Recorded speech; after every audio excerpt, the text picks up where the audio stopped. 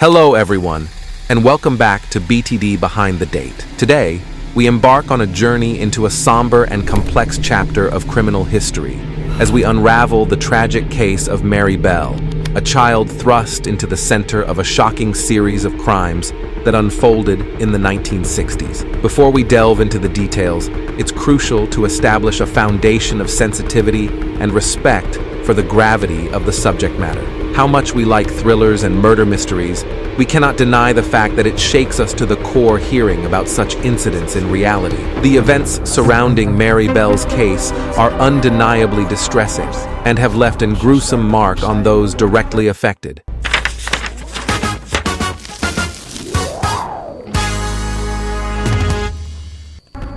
Our purpose in discussing this case is rooted in education, aiming to shed light on the complexities surrounding juvenile crime, the legal system, and the enduring impact on society. We approach this topic with empathy for the victims and their families, acknowledging the pain they have endured over the years.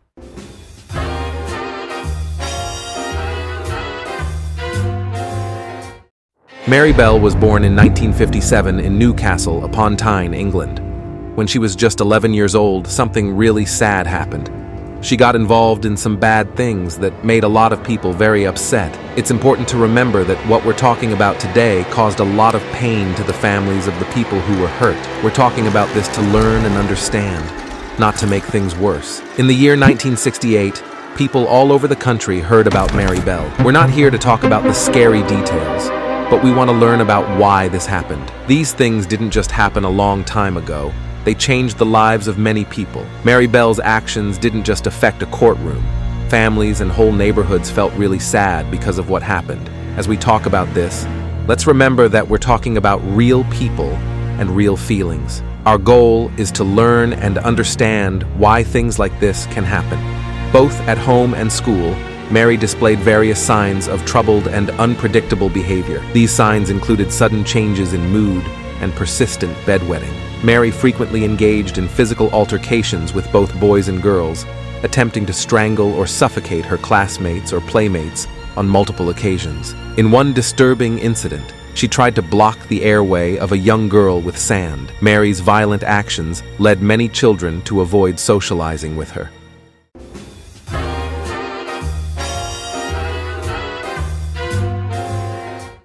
Before the major killing of Martin Brown, few small incidents took place, out of which one was reported.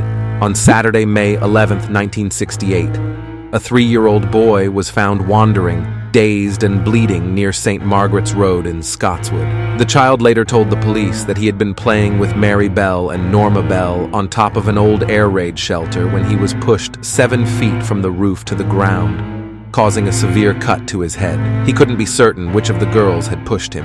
That same evening, the parents of 3 little girls contacted the police to report that both Mary and Norma had tried to strangle their children while they were playing in a sand pit. On May 25, 1968, the day before her 11th birthday, Mary Bell strangled 4-year-old Martin Brown in an upstairs bedroom of an abandoned house at 85 St. Margaret's Road. It is believed that she acted alone in committing this crime. Martin's lifeless body was discovered around 3:30 p.m. by 3 children. He lay on his back with his arms stretched above his head. There were no apparent signs of violence on his body, except for specks of blood and foam around his mouth. John Hall, a local workman, arrived at the scene and attempted CPR, but unfortunately his efforts were in vain.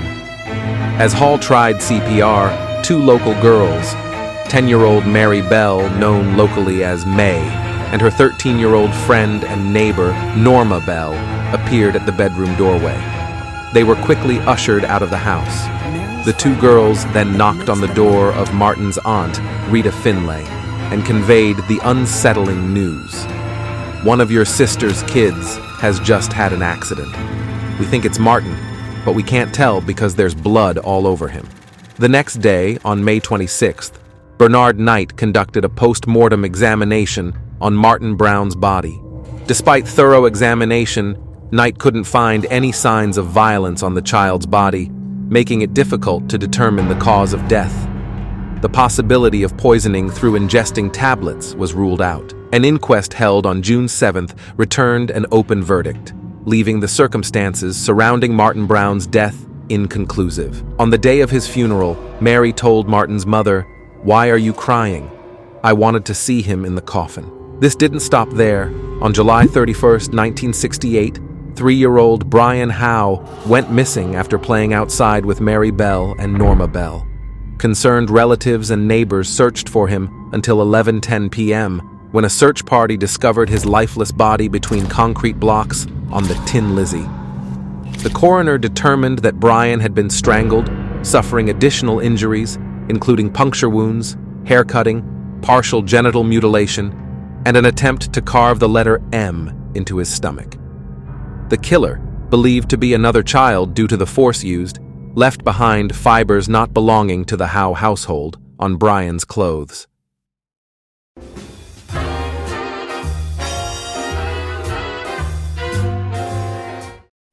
In 1968, Mary Bell's trial resulted in a guilty verdict for manslaughter, with the court citing diminished responsibility. Recognizing her psychopathic personality disorder, the court decided on her detention at Her Majesty's pleasure.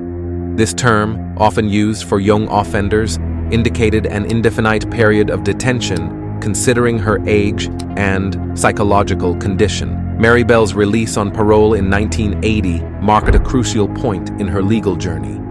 To safeguard her privacy, a court order was implemented, ensuring her identity remained protected. This decision prompted reflections on the rehabilitation of juvenile offenders, raising important questions about the challenges in diagnosing and treating mental health issues in young individuals. The Mary Bell case serves as a complex and thought-provoking example, highlighting the ongoing debates within the legal and psychological communities on how best to handle such cases. As we finish talking about Mary Bell's story, it's important to remember the sadness and difficulty this case brings.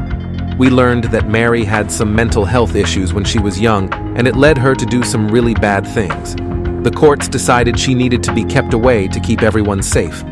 Later on, she was allowed to leave, but her identity was kept secret. This story teaches us that young people with mental health challenges need special care and understanding, but talking about these things can be sad and even a bit scary, so it's important to be careful and thoughtful when discussing them. Let's use Mary Bell's story to remind us to be kind and understanding, especially when it comes to mental health.